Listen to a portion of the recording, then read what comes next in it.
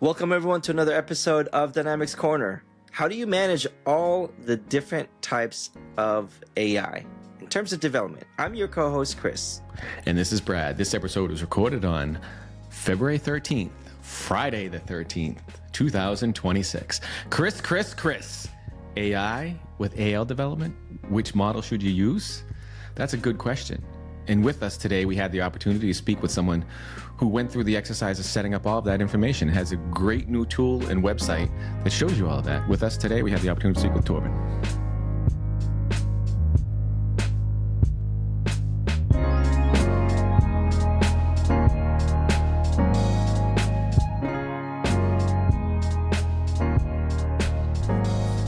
Good afternoon. How are you doing?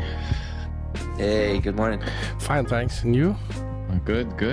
It's all is well here. The week's come to an end. Been looking forward to speaking with you about some wonderful, crazy stuff. You know, there's this thing going on in the world called AI. I don't know if you know that. Yeah, it popped up last week or something. Yeah, it feels like it did.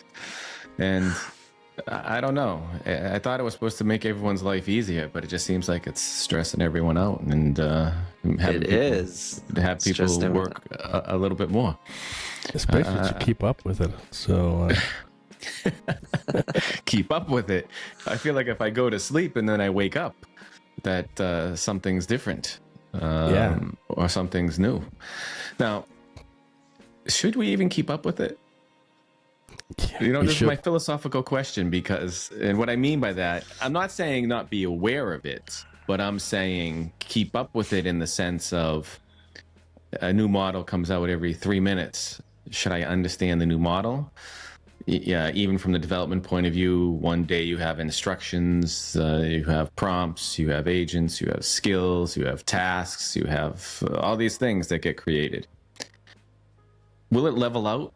Like, are we at that point of where it's so new that the technology is still sort of leveling out? And this is what I mean by keep up with it. I'm not saying ignore it. If you ignore AI at this point, then you might as well just you might as well. I mean, if you're farming or something, I mean, I think you could even incorporate AI in farming somewhere. But you know, if you're self-sustaining somewhere, then fine. But like you said, I don't know if we'll ever get to the point where it sort of levels out. Right. Do you know what I'm saying? Like it's sort of the technology sort of finding its groove and eventually will plateau. Like we're in a transition period. it's difficult to say because I don't know if it's gonna plateau or if it's something like compute, where it's just gonna be an exponential rise and just be way smarter in 2 years than compared to, instead of flattening out, just being way more intelligent than we even thought that it could be. I don't know how, but I think I think if you just, I mean, it's always new stuff, but you know, I try to keep up with it as much as I can. But I think if you were to just look at the features that you need at that time, and you learn along the way, there could be new features tomorrow or even today. Getting up this morning, but do I care about to like really learn about that new feature, or just wait until when I actually need it? It's probably my approach right now. I think it's probably also why I made what I made, is because we noticed internally that having everyone trying to keep up with the latest model that just popped up last night at 2:00 a.m. and know about it in the morning when you arrive at work, or some new feature in Cloud Code, Copilot, whatever it's going to be. Well, you need to have somewhere to just have a look up and say, what should I use right now? And yeah. The thing with that, because you did mention something, which is why I want to talk with you. I want to transition to that in a moment. But Chris, your point of when you need it is a challenge, because if you don't know about it, when when do you need it, or what can you use? And the other thing is it's going so fast. How can someone implement it? Right. The coding is one thing. I'm not talking about coding in this regard, because we'll talk about the great stuff that you've been doing for models and coding in a moment. But if somebody were to implement AI in an organization, how quickly can someone implement it and change when new stuff comes out? Right. It's a challenge. It's not. It is. You can create an MCP. You can create agents. You can create all this great stuff. but you have to implement it. And it's going so fast. It's going, in my opinion, it's going faster than the rate of adoption. Because even if you were to say, I started an implementation today, and I'm going to use all the features in it next month, you'll have 10,000 more features. Yeah, and especially for people that are like partners. I'm sort of lucky. I'm an ISP. We can probably easier relocate some resources. But if you're billing per hour, then you just suddenly have to also do all the self-learning by suddenly adopting all this AI and knowing about MCPs, models, and things like that. It's gonna be tough finding the extra hours and also have it still being affordable. But if you don't do it, it's gonna be tough in 2 years, or earlier, depending on how you're reading the weather. Because 2 years, you're being generous, I think, to be honest with you. It's no, I think you're right. It's a challenge, and I think not to listen. I use it every day, all day, and I play with it all night. But I think this is why some people are becoming stressed with it, like you said, because from a partner point of view or an hour point of view, if you had a task that took you all day and now you can get done in 3 minutes, what do you do with your other 7 hours and 57 minutes? You have to find something to fill that with. Oh, but by the way, the things that you would have filled it with, now you can do those much faster too. So it forces you to need to find more input to keep up with the output, assuming the output quality is fine. But that's the when are you hitting that spot where the output is greater than the hours used on the input? Because at the start you're gonna use a lot of hours just to get up and running and know how the heck to use all this kind of stuff. It is compressing your billable hours for sure, and I think that's the struggle. I had several conversations about consultants. They depend on billable hours. You have 24 hours in a day. Obviously, you can't work 24 hours, but you have to make up the time to learn. And as you learn, you're losing those hours towards billable time because you're learning the same. So it's an interesting balance right now for a lot of partners that rely on billable hours. So you are penalized for being efficient. So, for example, if you take 10 hours, it takes you to do maybe a specific task. Because of AI, you do it in 1 hour. You practically lost 90% of that revenue because now you just did it in 1 hour. So what happens to the 9 hours that you typically would have billed? Yeah, it's lost. One of the sessions at, for example, Directions is that you're now selling value. Yes, 100%. But that's going to be tough setting a number on that. The value is tough. It does have to go to value. I'm glad I'm at an ISP currently because then it's a bit differently. But for partners and customers like that, it's a tough call. Well, you're doing subscription though, right? As an ISV, it's almost similar. I mean, you could do. We spoke to Christian the other day. You could do subscription style. I heard that. Yeah. Very limited at the same time from a partner's perspective. As well. It's a very specific type of customer you need to be able to have that kind of subscription service, I think. But it could be possible. But yeah, interesting. But just learning how to use AI, you're going to spend like 50 hours before you can cut the 10 hours down to 1 hour. So, and 50 hours is probably quite generously.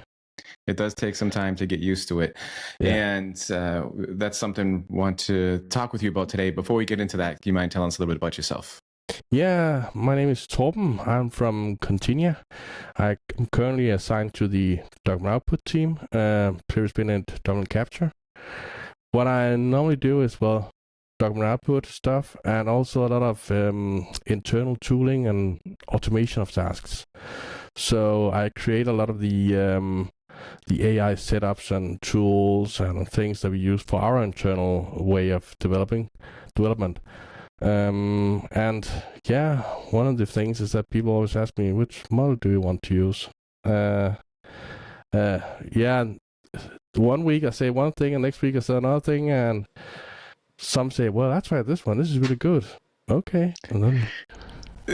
Which is where you came up with, I believe, what you have is you created a website, CentralGage, that has all of the models. I was fascinated by seeing this, and I've seen it circulated around. I remember when you first started, when you first released it or first announced it, but you have LLM benchmark results for AL coding. I'm simplifying it a little bit here. It is, and specifically only AL coding. And that's because there's a lot of benchmarks out in the world about SVBench and so on, but they're mainly based on Python and JavaScript. And AL is just a different kind of beast, and there's not a lot of AL code yet on the web, so it's not in a lot of training data. And I just wanted to use, because I also experienced that again. People said, well, I'm using model Y, and it's really good. When I tried it, it's bad. So I don't know why is that? And then I found out it's not because the model is bad, but it's because it's bad in very specific areas. It's like, okay, this model is really good, but it knows nothing about interfaces. Oh, so that's why he thought it was really good, because he doesn't use interfaces. So it's really good for all his kind of workloads. But when you hit a more broad perspective for a different developer, he would just say, this gives all kind of bad responses and puts in Perl or Pascal code or things like that. It's often Perl or Pascal, is because it's very similar to AL. So Pascal, you bring back many fond memories of my early Turbo Pascal days of coding. So, but it is true. So when you talk about using the models and the models being good or bad, because I see that everywhere. Everyone says, I use Opus for planning, I use Sonnet for execution, I use Codex for this. Like, I see different combinations of everybody saying they either use one model for everything, cost outside of this, right? So I'm not saying, let's take cost out of the equation, because some people choose different models because of the costs of their plans and the tokens used. But if we didn't have that limitation, I see so many different variations of which models to use for what. And as I was looking at your benchmark tool and some of the notes that you have, one, I want to talk about how you came up with that and how you run this, because you already have Opus 4.6 as the top on that list. I don't want to give anything away, but by the time this airs, there may be another model on the top of the list anyway, because, or is released, airs, I always, we may have a new, I guess, champion.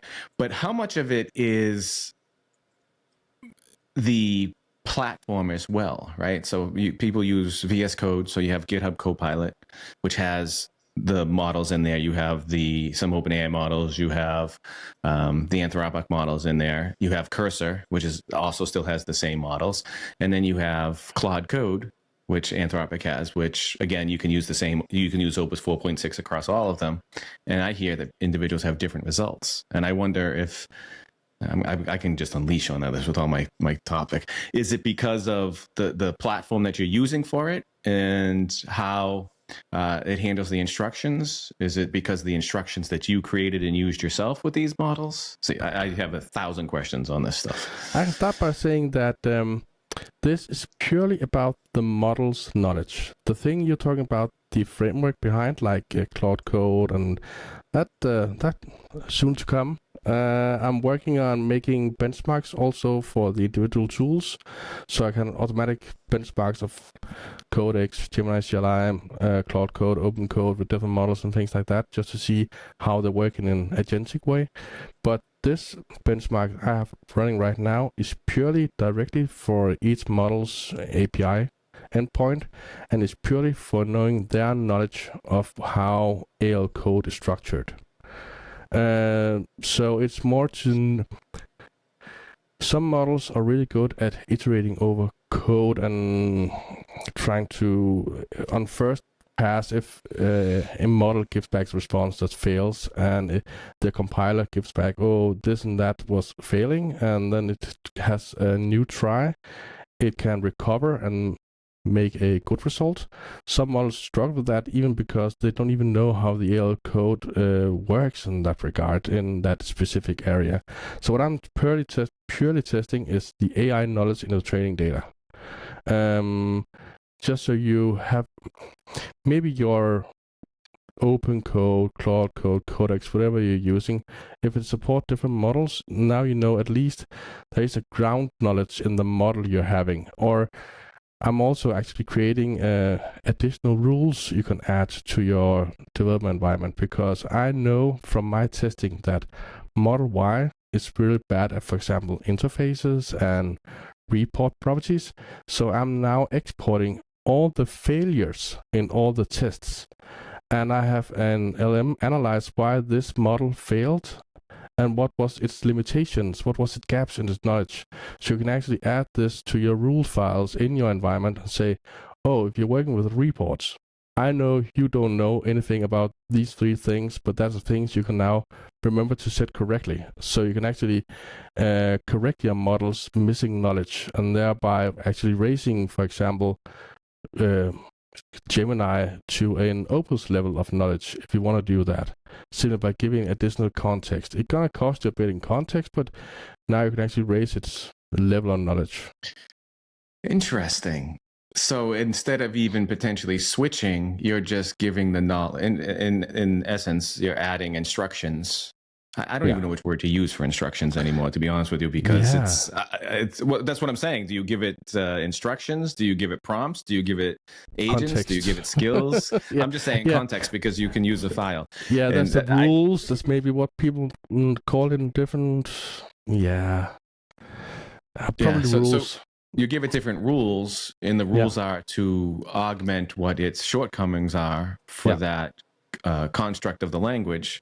So you don't have to go to a different model. That's actually a good way, because said, to there equalize. Are some companies that is locked to a specific model purely because of some kind of internal guidelines that they have to use either X and Y, maybe because of some kind of security issues, some kind of billing purposes, where they might have some kind of rebate, or simply just don't want to pay for different LLM providers each month. So they have the accounting has just said, oh, you can only use OpenAI, and then you can say, okay, but I can just add these rules, and then for example, Codex 5.3, whatever it's going to be, now knows a bit more because I can just add these rule files, and it will not be exactly at Opus level, but close to.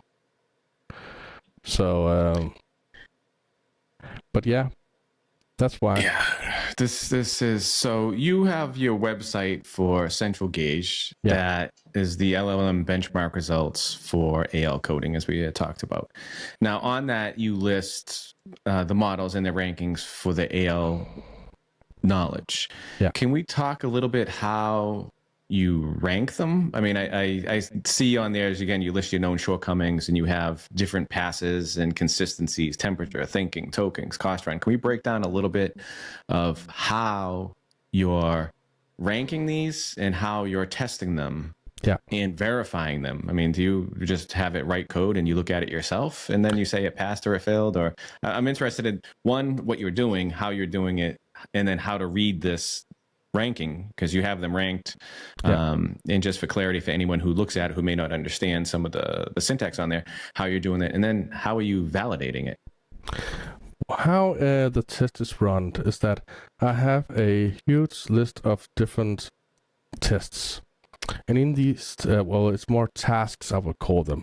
It's descriptions of what the model should create, but with each task I also have AL tests already pre-made for a specific object number, for specific functions that should return a specific thing, or just check for some kind of functionality on a function, on a records, or check values on pages and things like that.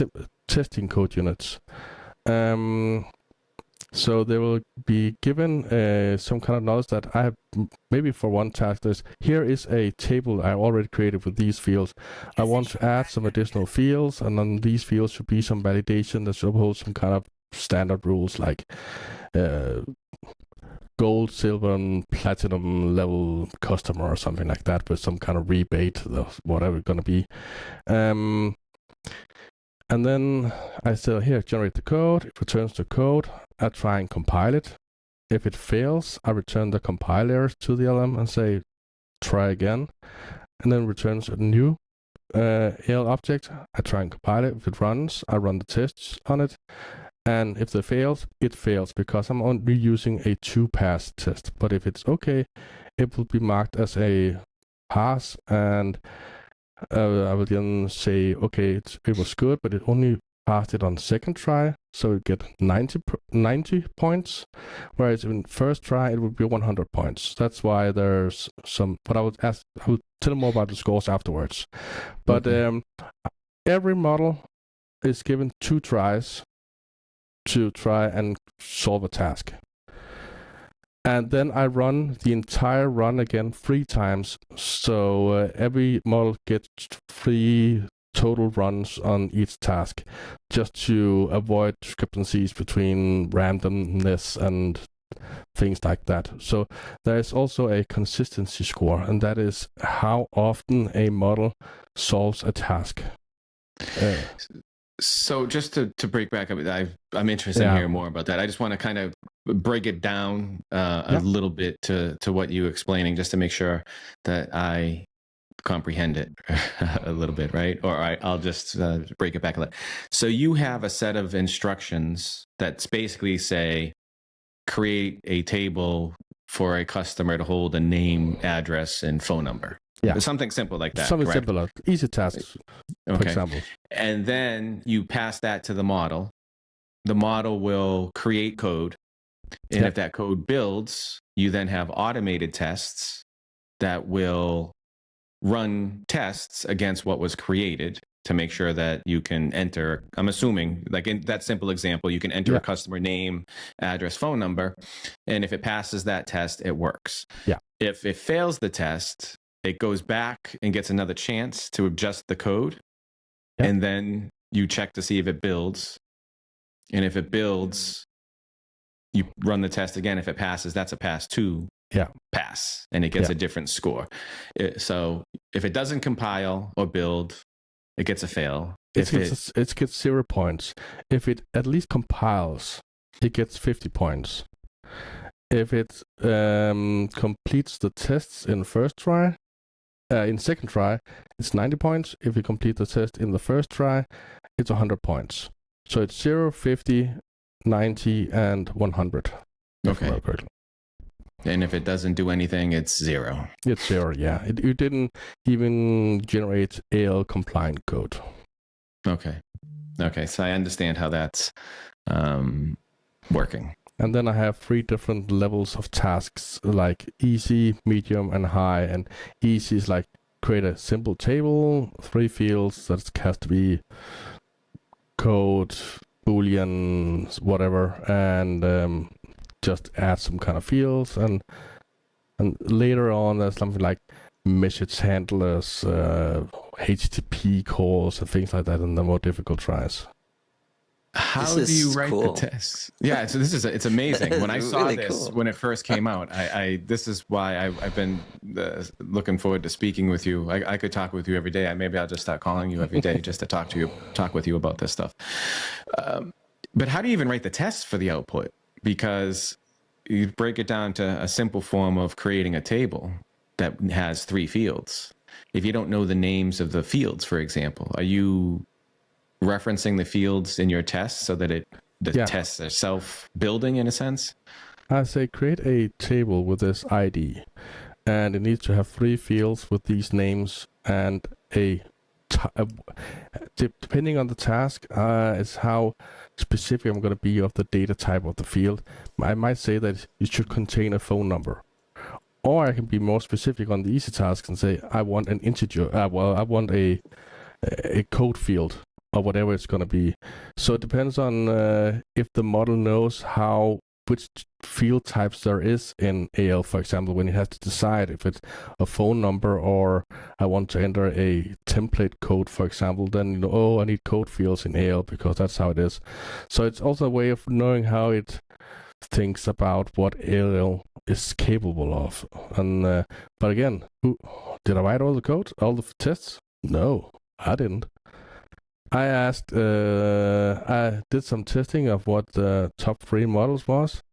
And then again, I created an entire framework for telling them I now need tests for this project here. I created a few myself, but a lot of them is simply telling 3 different models I need 50 tests, and had them create tests. And then I created a new.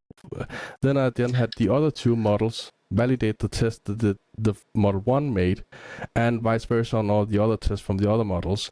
And then I simply found what is tasks all of them could sort of solve, what is more medium, and then the ones they all classified as hard. I then went through and checked if they were actually hard, and then I am creating some myself that I know is hard, like things like not depending on who you are, filter groups, and more intricate things like can you set the visibility, dynamic visibility on an action, or it has to be on a group, and things like that. The more.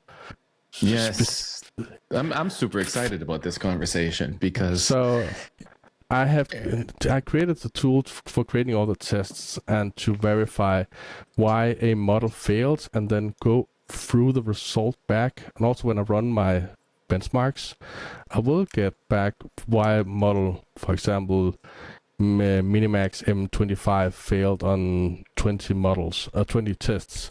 Then I have a post run that goes through every single failure and categorizes, is this a model failure or a failure in how I created my tests? And it will then check if all, is it 12 models I have right now? If all 12 models failed the test, is it simply because the test is invalid? Or is it simply because the test is so hard right now that there's no one that can solve it? And then it gives me feedback automatically if I need to add things and things like that. So I have the AI check and double check and triple check everything. These are the things. I mean, I talk with many people who use AI for coding. Primarily, I try to stick with AL, but I also talk with those out there. But that point that you brought up is one that fascinates me as well, because you think of all these complex things that people are creating, which are wonderful, but in essence, you can have AI help you do it. You give it some instructions and go, because even from the instruction files, I've talked with some developers and they have like, oh, I have instructions files, this and that. And I'm like, well, how do you even come up with them? Because that's oftentimes one of the challenges is how do you even start with a rule, right? I'm going to go back to calling it rules. And they're like, oh, I just had the AI do it. And then I'm just like, oh. And then they explain to me the process of, oh, I had to take a look at a project, a couple projects that you think are sound, and you have it create rules. And I've done that on several things, and I'm rather impressed. And then I go through, I'll run something. I don't like the result. You go back, you make a little adjustment to the rule, you run it again.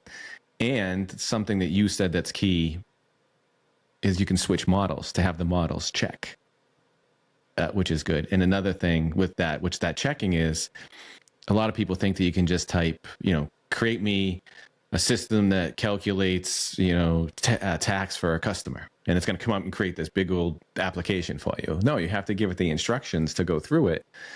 And then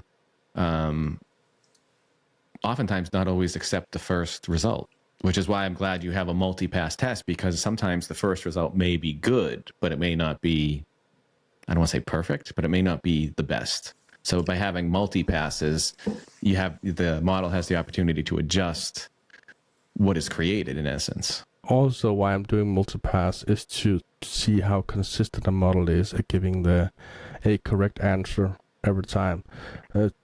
Just recently I checked, today I checked the model, GLM5, and is quite good at self-correcting, but it often gives a bad answer on the first pass. It can often give a good answer in one of the runs, but fail in the other two. That's an inconsistency.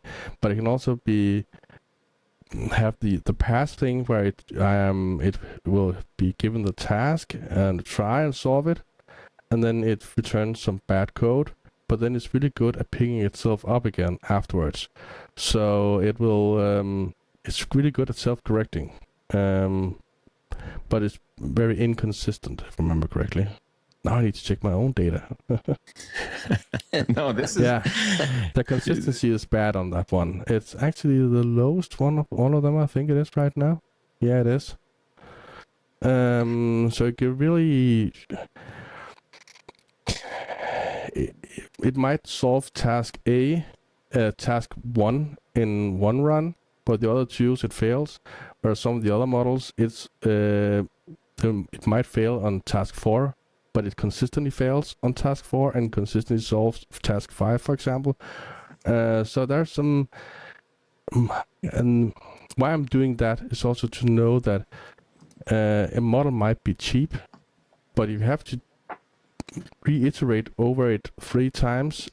Is it worth your time and your tokens? So it's also a cost-benefit thing that where is the golden zone where it's cheap and the answer is okay-ish? Yes. And you can rely on it and not know that, oh, this is that 1 hour where it gives a bad answer. So... No, that's it. Well, it's true. Well, you can take that anywhere. It goes back to the value, like we spoke about, because cheap doesn't necessarily mean inexpensive, because you could have something that's, again, we want to take it back. We started off talking about the hours. If you have something that's $5 an hour, and then something that's $15 an hour, if the $5 an hour takes you 4 hours and the 15 takes 1, which is better, right? Which is cheaper, right? Which has the better value. So it's important to take that into context. And I don't even want to use the word context, because context, when you talk about AI, means something a little different as well. So that's interesting. So you have some other things on there. And so how are you running? Are you running this? It's all automated. And how are you tracking? Because I see you track the costs and you track the tokens with it. How are you accumulating that information? And what are you running this through? I know you have the GitHub repo out there that others will put the link. I'll say the link in a moment as well for the website, but keep everybody in suspense if they don't know about it. But how are you tracking all of that and running all of that? Which platform or framework? It's running on my machine, and it is 100% AI coded, AI assisted coded. I won't use the term vibe coded, because that, for me, that implies that I didn't look at the code. I do, but I'm not looking that much at the code. I'm more looking at my tests. I always create tests, so I know what I expect the outcome to be. And also have the AI help me create tests and test scenarios. And when it has that, it is way easier for it to create good code, and I can rely on the result, because I say I want it to be able to solve A, B, and C, and I have now created tests that validate A, B, and C. Now trying to generate some code that can do that. So and it's does it run look on at the my tests? machine.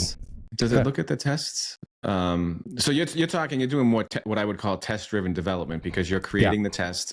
I'm not, again, I liked your point, vibe coded and looking at the code, because I think you should, just because AI creates code, a lot of people think that it will have a lot of problems. But if you look at it and check it. Look at it. I might only looked at about 15%, because there's a lot of code. And this is iterating way faster than... I'm more relying on the outcome of my validation of my tests. I'm not looking at all the code. I'm more looking at those more intricate parts that I want to look at. But it's run on Bun. It's an executor. Oh, is it Dino? Bun? Bun, it is. I use those two interchangeable in all my products. It's a JavaScript or TypeScript, JavaScript framework, or whatever we're going to call it, executor. And it runs on my machine currently, simply because I'm relying on some BC containers for validating the tests, and I run 5 on my computer. And when I'm also testing like 12 models parallel and everything is running, it takes a lot of compute power and a lot of memory. So I think it's too expensive right now to have it run in a kind of cloud environment. If I both have to pay for the cost and the tokens. So okay, so you're running it locally, and then through that framework you can track the status of consumption. I spin up. I select when I start. I say I saved the last results. I already saved all results for each run. And then I say, oh, now I want to test a new model. So I open whatever site it is, like open models, check the recent models, see if anything have been released. I go in and say, okay, I want to run it for this model. And then it spins up the containers, it iterates through all the tests, saves it. I then say, go through all the failures, find out what the shortcomings of the model is, and then generate the report and upload it. And that's sort of automatic, but I have to go in and select the model every time I want to do it. Do you give the models the test for, like, so you had mentioned, we'll go back to the test. So you created the tests first with AI assistance. So you're doing test-driven development because you're developing around the tests. Are you giving the models access to the tests before? Or no? It could if it looked at it. I'm using Claude Code for all my development. Like more than 99% of all my development is in Claude Code. Claude Code. Yeah. I'm sorry. I use GitHub. I've been using GitHub Copilot. I never jumped over to Cursor because I talk with many that use Cursor, and to me, it's like you wait a week. This is my impression, right? Everybody has their preferences for different things. You wait a week, it's going to get into GitHub Copilot, right? Visual Studio Code will get the features, right? They add the features. But when you start using Claude Code, it almost feels like it's, you're doing development on crack. For some reason, it just feels like it just works better and it works different, and I can't explain it, or nor do I understand why. And I love all the verbs that it gives me. It's almost like entertaining when I'm watching it, because it's yesterday it was like skedaddling, saudaying. Like, I'd love to just see all the verbs that it has because they're comical as it's going through. But I'm sorry, I just get a little excited about that. I have it call me King Prawn, by the way. I tell everybody I have King with the shrimp emoji, prawn. So I always get like, good morning, King Prawn. Well, I generate all my things. Everything I create, it's created in Claude Code. And the first thing I do is I tell it, now I want to create a new feature or some of, and this feature should be able to do this, this, and this, and it should solve X and Y. And let's now create some tests for this, test scenarios. And I look for test scenarios. Yeah, it's okay. Now create the actual test files. And then I say, okay, now let's generate the code for it. And then I validate my test run, and nothing has broken. All the old tests, I have like 1 million tests by using that method. And if everything hasn't failed, well, then I expect it to work. It is... People might think this is a strange way of thinking of it, but this AI-assisted coding is not new if you think back to it. In the old days, we did like punch cards, and then we went over to using assembly, and then we went from old, assembly but I'm not as old as punch cards, but I did learn assembly. And then you had assemblies, and then you had like higher languages that had compilers that made assembly. And maybe in the beginning, you looked at the compiler output and validated that it made correct assembly. But at some point, you just said, oh, the compiler will do that. And you just expect that whatever higher language you have written, that is compiled into decent assembly. And you don't look at the assembly anymore. You look at the output of the assembly. And it's sort of the same way you're thinking here. You're just abstracting a layer above again. You're creating specifications and tests like that. And if the code do what you expect it to do, then it's okay. But you have to think about maintainability. And I have a lot of additional rules and things in my setup where I say, I have to follow all these kind of principles. I have, when I compile, I have additional hooks that is run in Claude Code that runs like analysis of code to check what is the cyclomatic complexity and how long is functions. If they're too long, it automatically replies back, this now needs to be pulled out and created into smaller functions and things like that. So it keeps iterating over its own code it has outputted, so it creates more maintainable code. It is how you would do it if you want to do it correctly, but you never had time for it because doing all those kind of small functions is just it's tedious and it's a bit difficult to maybe remember and keep it all in your head. But as an AI, you don't care. You can just jump through all the steps and shake it. It does. You hit the point. All that stuff that people wanted to do, they now have the time to do because they didn't have the time before because of time constraints. Yeah, it could be budget because of, again, we talked about the hours. Could be scheduling because you only had a certain number of hours to reach a deadline or output. But now, as you had mentioned, you can do things in minutes that took hours before. It's almost like if you can, you're limited to your imagination at this point. I don't want to use the word your imagination, but you're limited to your mind as far as how you want to get things done in a sense. All right, if you can think about it, you can get it done.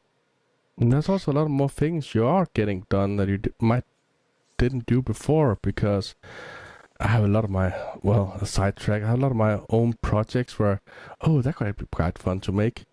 But you just know, it's going to take like 10, 20 hours to create.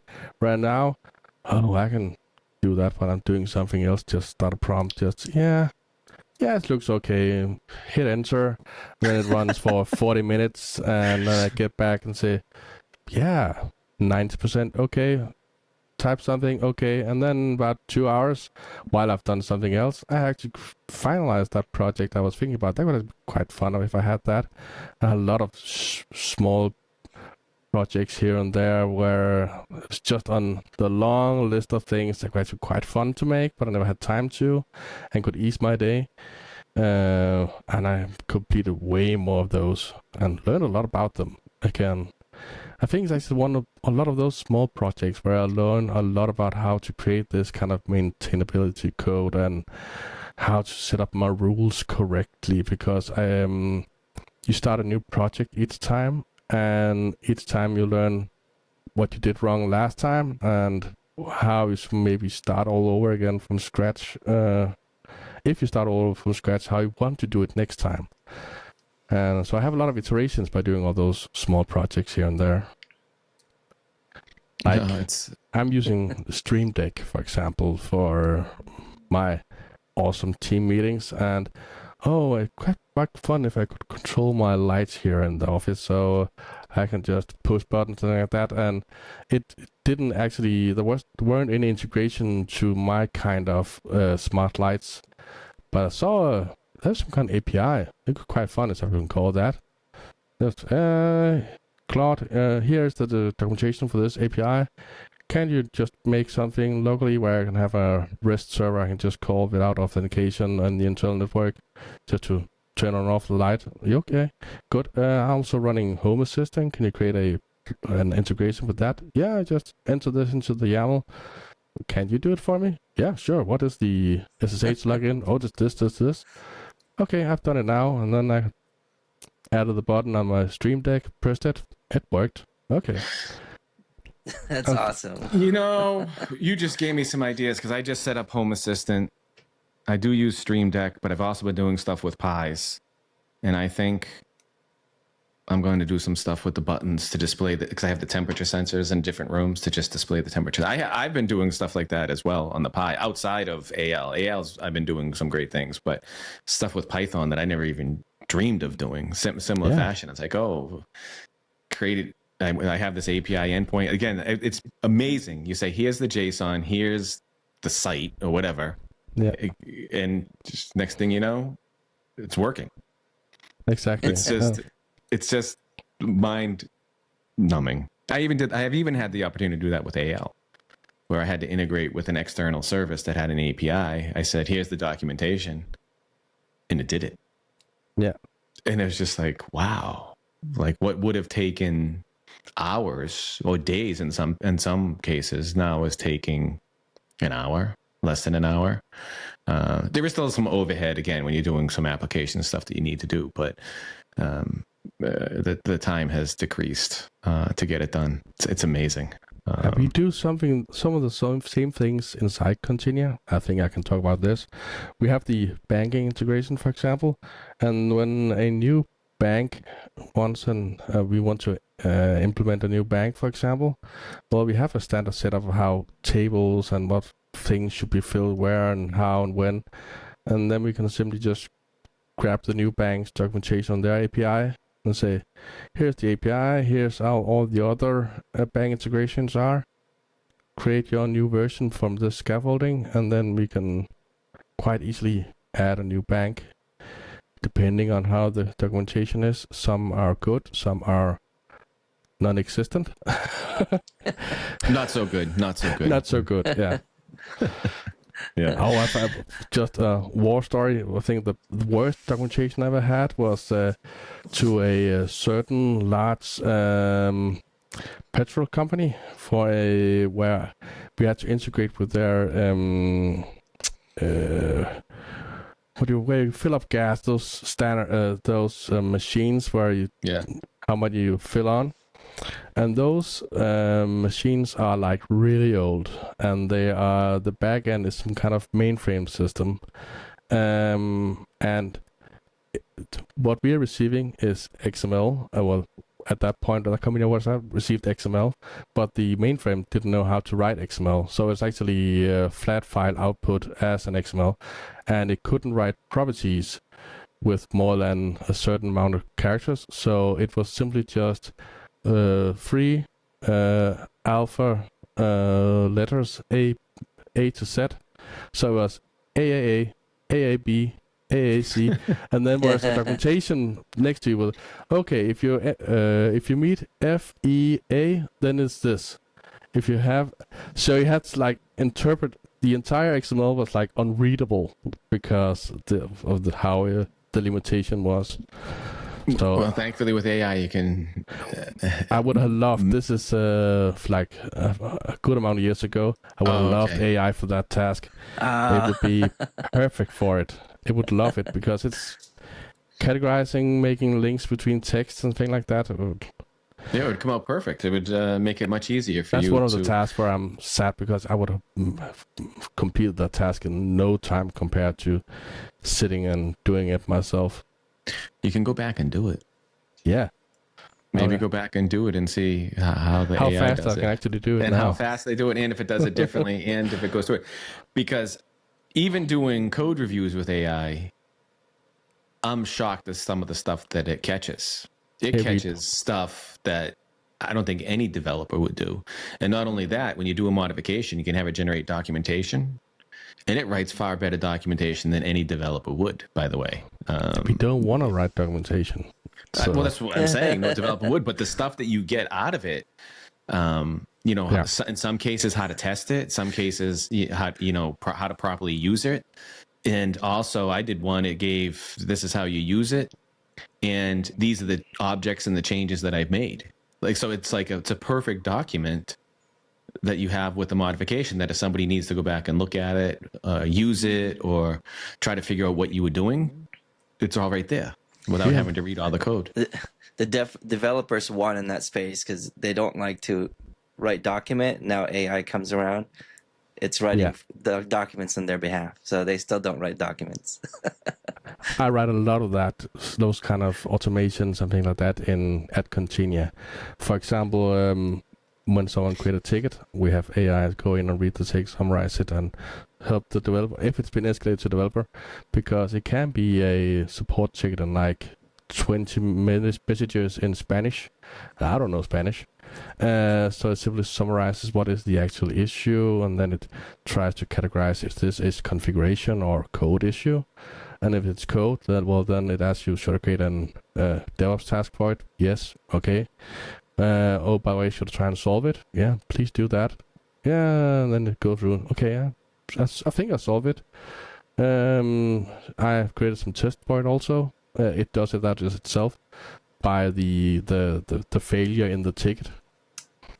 And then we go through, it creates, I say, okay, it looks good, create a branch on pull request, and then every pull request is then first reviewed by an AI again but that is more like the semantic things and performance things. It checks that set load fields are set everywhere it should be, and all those kind of things where a developer could see it, but you might forget it. Whereas we simply have like 7 different agents that checks a very specific area and say, you only check performance, you only check UI stuff, you only check things like that. So we are sure that they don't get muddled or confused and by doing that. And then we also review it ourselves. Yeah, like for now it's still a minimum of 2 real people has to look through the code to make sure that it's okay. And if it's okay, it generates the release notes and documentation, and then okay. See, that's an efficient way to handle process. You have AI help consolidate, identify it, and then you go through categorizing, summarizing. It's really good at that. And for those, again, developers, we want to solve the problems, not like writing the tests. That's why you're a developer. You're solving a problem. You don't want to write documentation. I don't want to say read documentation because you need to read, but this affords you the opportunity to efficiently solve the problem. And then to have, I like the agents to do the code review for the specific purpose. That's something I have to see. I'll create different agents to maybe check things for different areas, like you were saying. You're saying you're having performance, you're having maybe naming or structural type things. Yeah. She's mind blown. But again, I'll say that this is still not implemented in all departments. It is still in. Again, it's something I created and testing and seeing if a few is still testing it. But it's probably going to be something that is automated again, also in a lot of other companies. Everyone is creating their own because, again, it's AI. Everyone can create it. Yeah, that's the other thing. It's almost, anyone can create some of these things and do these things if you have a good understanding. You do need to, and when it comes to development, I still think you need the architectural mind to be able to understand how to structure it and even how to prompt the AI properly. Because again, create me a system that calculates, tasks is not. It's going to fail. It's going to fail. But if you can structure out the tasks, you go through planning mode with it to come up with the plan and prompt it. And then once you have a good solid plan, say, here, go execute the plan. I think you're more successful with that. And that's what I think one of the big mistakes that people that I talk with that aren't too pleased with the results. There's a lot of people who are anti-AI. They're either anti-AI because they're afraid and they don't know how to handle that emotion. There's others that aren't using it properly and they just expect it to be right all the time or just to know what's in their head, and they forget that they also had to learn, in essence, right? Everyone had to learn how to code.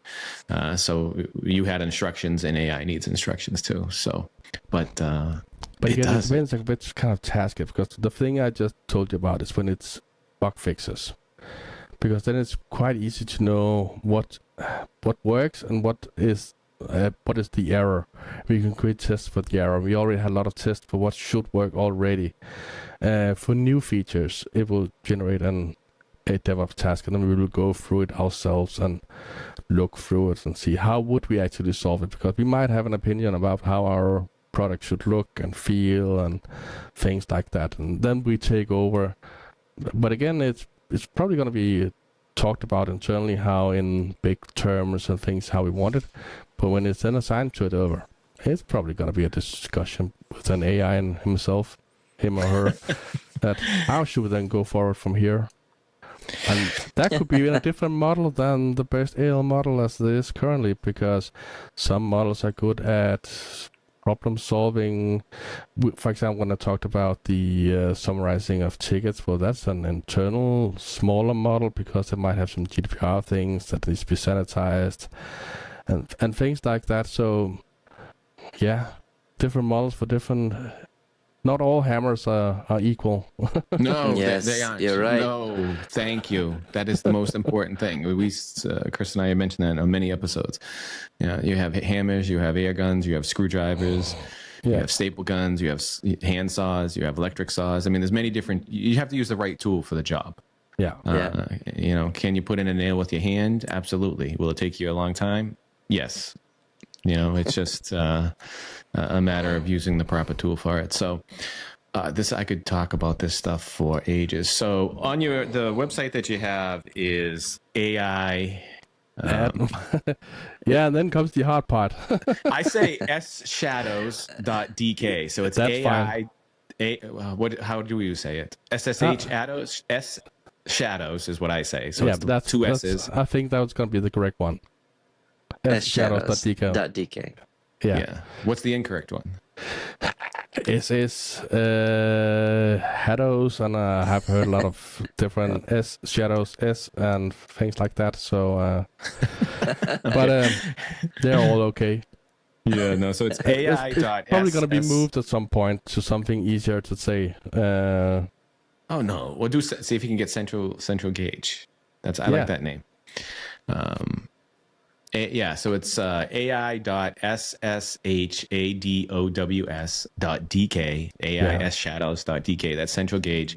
And on that, you have a listing of, at the time of this recording, the top 12 models, or 12 models in their rankings for their runs with AL. And you have a nice chart that indicates, or actually supporting information about the model performance.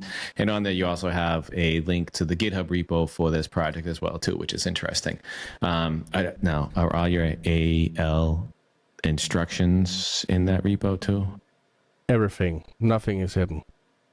Okay. But what about your daily AL instructions? I'm on the instruction hunt. I don't know if they are anywhere what I've used myself personally. They are in the Continua internal. We have our own instructions GitHub repo where everyone can share theirs, good and bad and things like that. And if there is at some point some kind of community one, I would certainly add them. I have no problem with that. Yeah, I thought about that community one. I think it's a little challenging to do a community one. It is very challenging because a lot of things in your files is written specifically for your workflows and how you think about things. And I might want to follow solid principles, but not all of them, because some of them are more just noise, and others say I want to follow them very strictly. And and I also do a lot of JavaScript and not just AL, and my main rules might be different from one kind of workflow if I'm creating bug fixes or if I'm solving user stories or whatever it's gonna be. It's difficult to give. It's not that I don't want to. I would very much like to go away.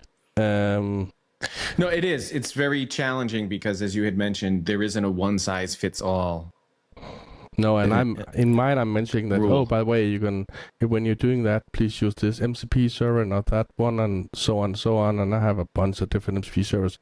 I have a lot of MCP servers I created myself to help my own workflow. I've created like the tree sitter is for doing code analysis and other things like that.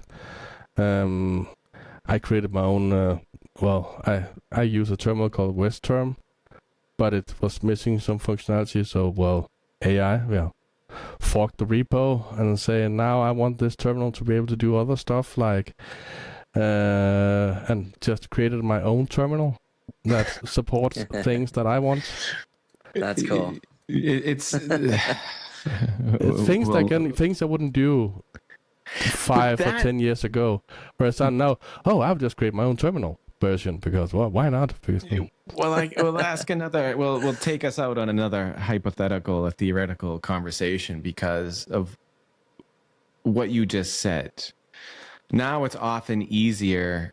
I don't know if it's easier, faster, but now you can almost create any tool that you need to do a job, and everybody is doing this. So what ends up becoming the value of software? And I'm not talking like a centralized ERP software. I'm talking about some of these other little tools, because one, if I create a tool that I use AI to create or vibe code, you may or may not have some problems because I turned it out quickly if I didn't test it properly. Then if somebody uses it, they run into problems. They're like, okay, now I have to wait for somebody to fix it. Or in your case, like you just said, if there's a repo, I'll take it and I'll just manage it myself. Or I can create from scratch myself because now I don't have to wait for someone else. I think there's a lot of open source projects that's going to be struggling now because people don't, in the old ways, they'll just create an issue and hope that in the next half or 1 year, someone might pick up the issue that has create a PR and add it to the software. Where now people just, heck, I'll just do it myself, and then we'll. I know there's a lot of repos that is actually struggling right now with there's no code commits because either it is trash or people are just, well, I've just created for myself, and then. Yeah, that's where I was going. Is I think the software tool market, I'll call it, right? And the tools would be some of those things like you talked about, your terminals, even your editors. You know, I was thinking the other day, like I love Markdown. Like there's certain things that excite me. Markdown's one that excites me. I don't know why. And I wanted to. I'm thinking, you know, there's some Markdown editors out there. But I want my own little, hey, it would be cool if it did this. It's almost easier to just say, create a Markdown editor. Let's add these features. Let's add these functions. You know, I have one specific use case where I'm actually, now you mentioned it, I'll probably create my own Markdown editor just for that because it's in a couple hours. Yeah, again, just in a couple of hours because it has only show a very specific kind of design and I want it to look the same every time. Yeah. And it's only support like 2 different edit types, and why not? And then you can control it.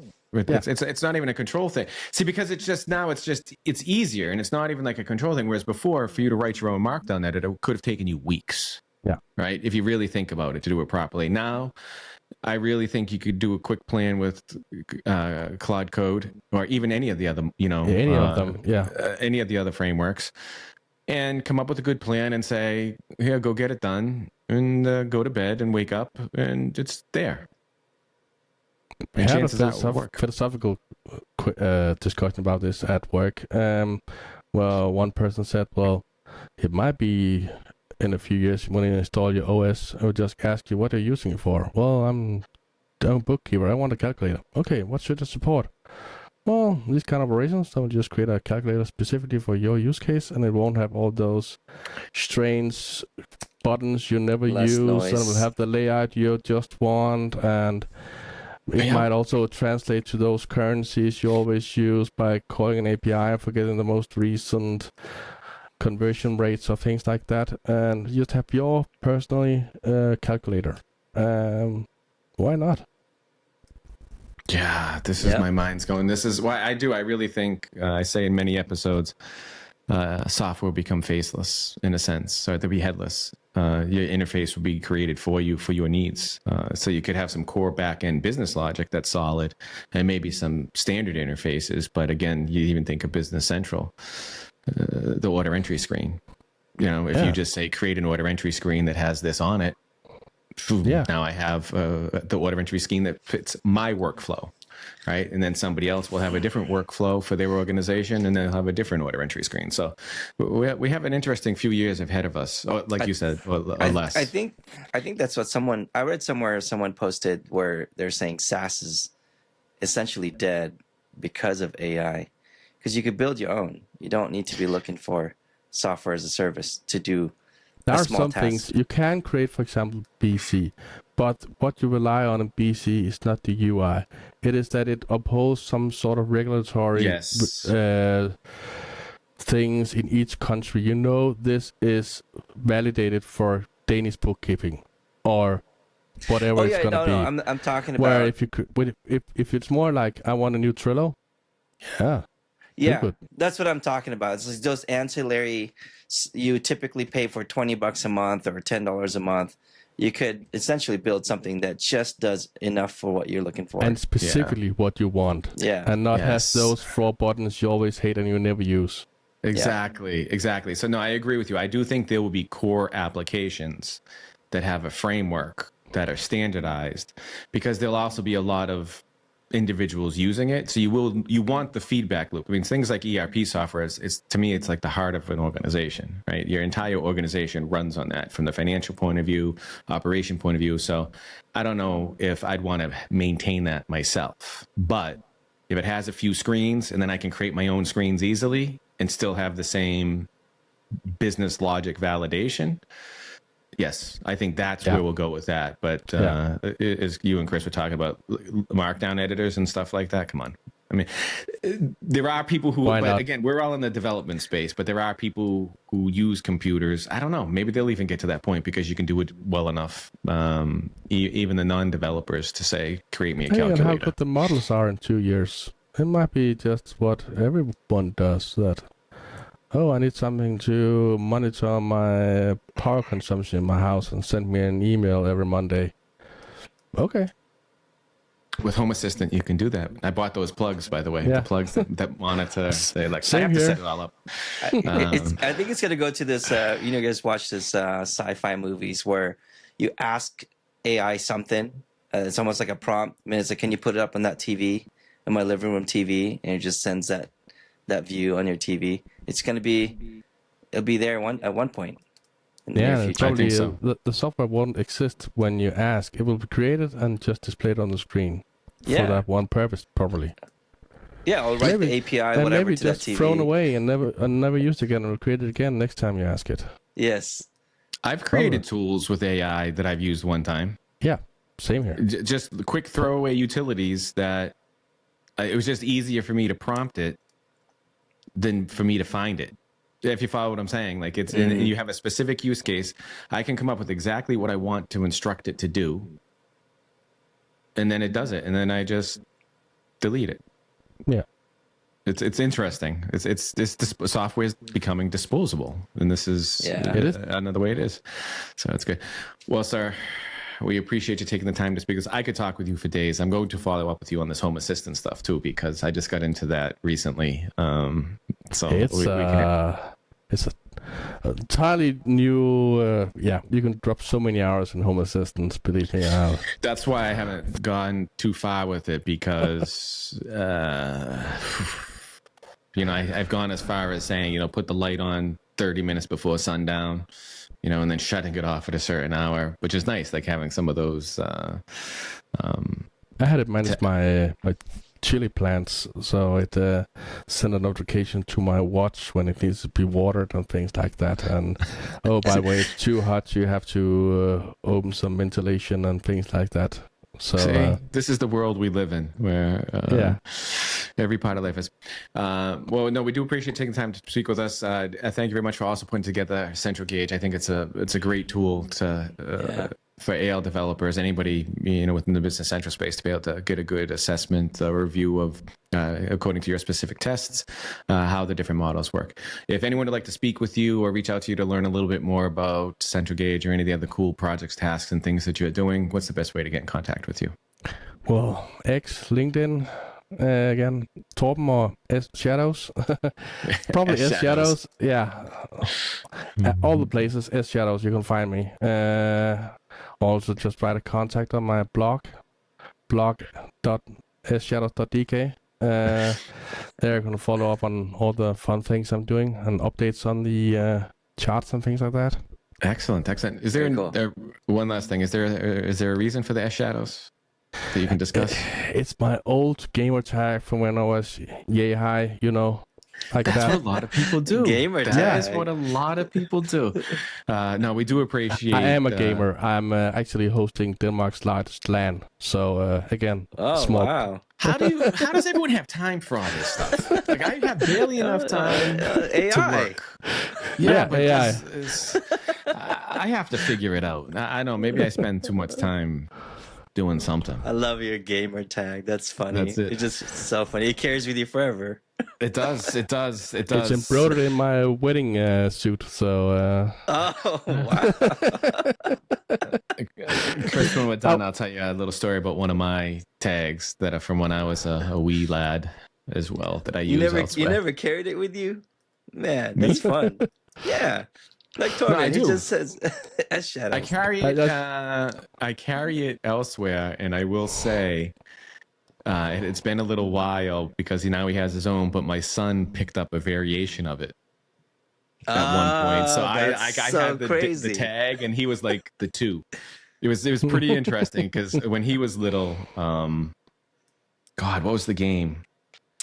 I can't even think of the game right now because I used to be really into MUDs. Like even back in the day when I was in college, it was all text-based, on the lands where, you enter a room. Do you want to go north or south? And then you go into different. Dark Ages of Camelot. I played a lot of Dark Ages of Camelot back in the early 2000s. And I had multiple accounts. And when my son was young, I used to have a paladin and a necromancer. I love the necromancer characters, even like in Diablo. I gotta get back to playing Diablo. That is so fun though. Like that's a fun fact. Yeah. Fun fact then, Torben. And I'd have my son run around as the healer. And when I say wee high, I think he must have been like 3 or 4. And I'm like, just watch the manner and watch the power and just heal, like hit this button. And that's what he'd do. He would follow me around. And that was his introduction to gaming. And now he loves gaming as well, too. That's awesome. Fun story. So S Shadows on the game. I'll have to look at you. What games are you playing? Oh, so right now it's Helldivers 2 and Hearthstone. Wow. Which one? Helldivers 2 and Hearthstone. So 2 quite different games. I don't know either one of them. My son plays that. Another fun fact: my son took over my gamer tag from all the way from the beginning of the first Xbox Live. You can't pass that stuff down, Chris. You can't. Well, you got to take that with you. He did change it like last year away from my gamer tag, so not exactly the same, but he was using it for a couple years until he was old enough to get his own gamer tag. Let's just say that. That's good. That's good. All right, Torben, sir, thank you very much for taking the time to speak with us. I look forward to talking with you again in the future, and I'll definitely reach out to you for some of these other things. Thank you again for your time. Look forward to speaking to you again. Ciao, ciao. Likewise. Bye. Later, Thank you, Chris, for your time for another episode of In the Dynamics Corner Chair. And thank you to our guests for participating. Thank you, Brad, for your time. It is a wonderful episode of Dynamics Corner Chair. I would also like to thank our guests for joining us. Thank you for all of our listeners tuning in as well. You can find Brad at developerlife.com. That is DVLPRLIFE.com. And you can interact with them via Twitter, DVLPRLIFE. You can also find me at matalino.io, MATALINO.io. And my Twitter handle is Matalino16. And you can see those links down below in the show notes. Again, thank you, everyone. Thank you, and take care.